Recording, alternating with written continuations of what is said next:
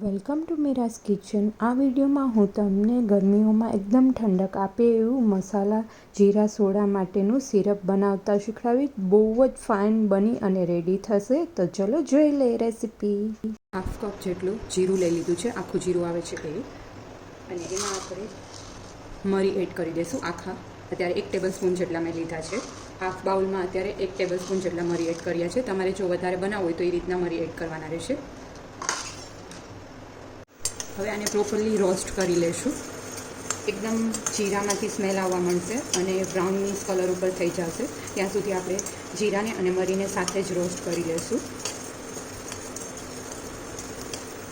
આવી જ રીતના તમે જીરા સોડા અને શરબત બંને ઇઝીલી ઘરે બનાવી શકશો। જે બજારમાં મળતું હોય છે એના કરતાં આપણે ઘરે બનાવીએ તો એકદમ હેલ્ધી રહેશે।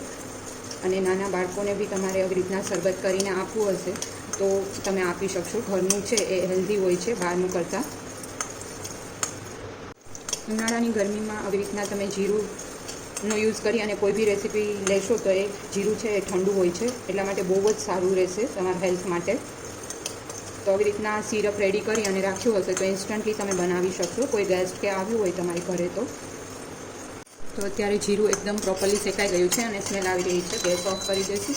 અત્યારે હું ઇન્ડક્શન પર એને શેકી રહી છું, એટલા માટે ઇન્ડક્શન ઓફ કરી દઈશું અને આને કૂલ ડાઉન રૂમ ટેમ્પરેચર પર આવવા દઈશું। જીરું છે એ રૂમ ટેમ્પરેચર પર આવી ગયું છે। હવે એક મિક્સર જારમાં લઈ આને ક્રશ કરી લઈશું।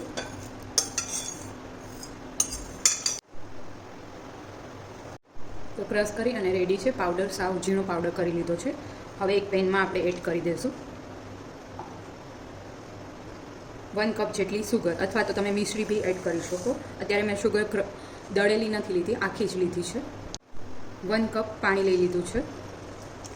પહેલાં પ્રોપરલી બધા ઇન્ગ્રીડિયન્ટ્સ મિક્સઅપ કરી લઈશું અને પછી જ આપણે ગેસ ચાલુ કરવાનો છે।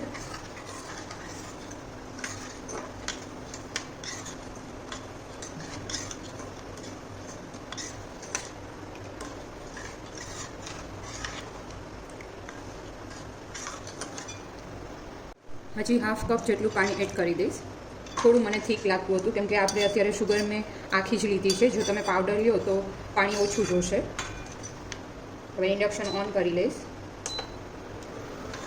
અને પ્રોપરલી મિક્સઅપ થાય પછી જ ઓન કરવાનું છે ગેસનો ફ્લેમ, અને કન્ટિન્યુઅસલી તમારે આવી રીતના હલાવતું રહેવાનું। જેવી રીતના આપણે ચાસણી લેતા હોય એવી જ રીતના સુગર મેલ્ટ થાય, એકદમ સિરપ ઘાટું થઈ જાય ત્યાં સુધી આપણે એને ઉકાળી લેવાનું છે।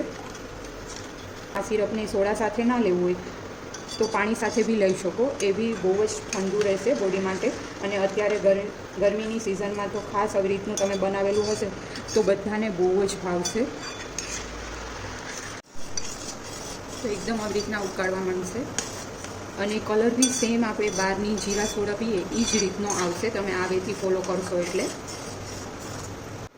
તો અત્યારે આપ જોઈ શકો છો એકદમ થીક થવા માંડ્યું છે અને હજી રૂમ ટેમ્પરેચર પર આવશે એટલે બહુ જ થીક થઈ જશે। આવી રીતના તમે સાઈડમાંથી હલાવશો તો બી ઇઝીલી આઈડિયા આવી જશે। તો અત્યારે આપણે ગેસ ઓફ કરી દેવાનો છે।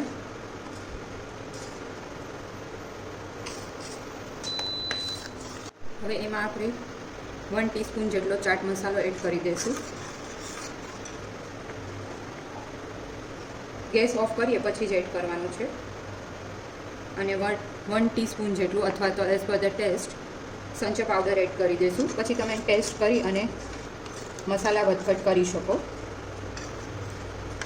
1 ટીસ્પૂન જેટલું સિંથલ પાવડર એડ કરી દઈશું અને બધું પ્રોપરલી મિક્સ કરી દેવાનું છે। એકદમ રૂમ ટેમ્પરેચર પર આવી ગયું છે અને આપ જોઈ શકો છો પરફેક્ટ સિરપ રેડી છે, એકદમ થીક થઈ ગયું છે। આને તમે ફ્રીઝમાં સ્ટોર કરી શકશો। જેવી રીતના આપણે રસનાને સ્ટોર કરતા હોઈએ છીએ એવી જ રીતના આ સિરપ સ્ટોર કરી શકશો તમે। તો આ ઉનાળામાં આ સિરપ તમે સ્ટોર કરજો અને બહુ જ બધાને ગમશે। આ સોડા જીરા સોડા એકદમ બહાર જેવી જ બનશે। ત્યારે મેં ગ્લાસનું જ એક બોટલ લઈ લીધી છે અને એમાં જ હું સ્ટોર કરી દઈશ। તમે કોઈ બી કન્ટેનરમાં અથવા તો બોટલમાં સ્ટોર કરી શકો આ સિરપ।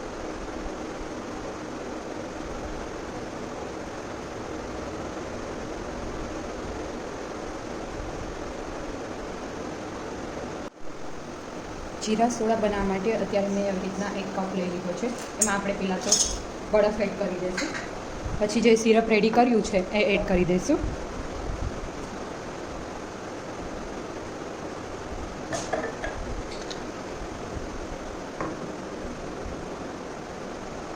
પછી લીંબુ અત્યારે મેં લઈ લીધું છે, એક આખું લીંબુ એડ કરી દેવાનું છે.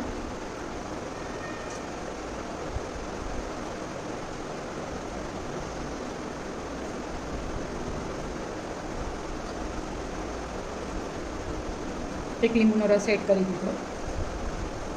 હવે ફાઇનલી આપણે પ્લેન સોડા એડ કરી દઈશું. જોતાં જ તમને બી મન થઈ જશે એટલી ફાઇન જીરા સોડા બની અને રેડી થશે. અને તમે સર્વ કરશો તો કોઈને આઈડિયા જ નહીં આવે કે આ તમે ઘરે બનાવેલી છે.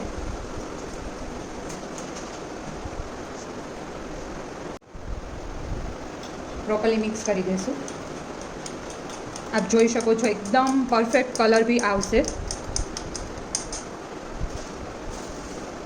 તો આપ બી આ રેસીપી ટ્રાય કરજો અને કમેન્ટ કરી અને જણાવજો તમને મારી રેસીપી કેવી લાગી. Thank you for watching my video.